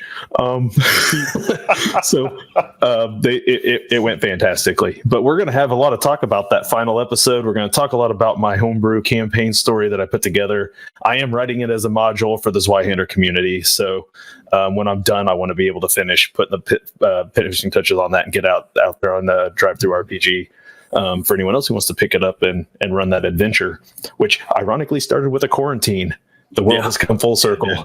So if you go on to our YouTube, you can find episode 1 Quarantine, and you can watch from episode 1 to episode 9. Jeff will have episode 10 up there very soon, that final chapter. And then this Thursday, bring your questions for me about the story, bring your questions about the system. Come watch as me and the players have a little discussion about everything that's going on. That went on through those 10 games. And I think the players all had a really good time. They're all looking forward to getting to play some more Zweihander again someday. So, I think it'll be a good time. And then that Thursday slot, Jeff, we need to talk a little bit about what's going to go on soon. Yeah, our outro gets longer and longer by the day, it seems. A little bit. So, taking the spot of the Zweihander, we're going to be picking up Pathfinder 2. So I'm going to be running a module to get a little bit of a taste of it, see if our group enjoys it, and kind of go over some of the systems for players. And then once that runs its course, I'm going to be probably bumping into some homebrew campaigning, and we'll keep it going until the wheels fall off. So look forward to that. I think soon we'll be doing characters, putting them together, and we'll probably have some content out for you guys to watch, going over some of those details. So keep your eyes on the Discord to see for details on that. So this week, Thursday, Zweihander for me. On Friday, I will reprise my role as Miguel the Battle Nun in the Zweihander RPG game, Enemy Within. We're running the old Warhammer Fantasy module, Enemy Within. We're running it using Zweihander rules. This is on the actual Zweihander RPG channel. So if you go, you'll find me there Friday at 9 or 10 p.m., whichever we make it happen, where I'll be playing my halfling Battle Nun, Miguel, whose battle buddy Vigo died last game. And I don't know what I'm going to do with myself this game, not to have him blame everything on. It's very tragic. And then in 2 weeks from Thursday, I will be running Werewolf the Apocalypse on Notorious DMG TV. You can find us there, which is a storytellers group where all of us DMs get together and run games for each other, so we can occasionally be players too. Yay! Nice. So we got that coming up as well. So keep all that in mind. Let's find someone to raid or something. Yeah, let's do a raid. Let me switch over to TT2KB and I'll find someone to raid here in the outro. Awesome. Well, while he does it, again, thank you both. I loved having you on. It was an awesome piece of content you have. Great conversation. And we'll keep going with this. Hopefully you'll stick around the Discord and keep talking some shop, because I'm really enjoying the style that you're putting out here. Nice. Thank you very much. Thank you, guys. Yeah. We're going to raid Quest and Chaos today, I think. Quest and Chaos. All right. So stick around, folks. We're going to be joining over there. What are they doing tonight? Do you know? It says Dungeons. Oh, what is that? Is that Salt? Oh, Salt Marsh. Danger at Dunwater. Danger in Dunwater.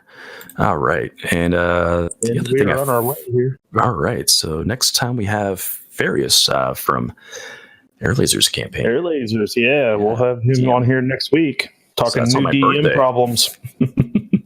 So that's a good topic. That's going to be fun. So see you there. See you.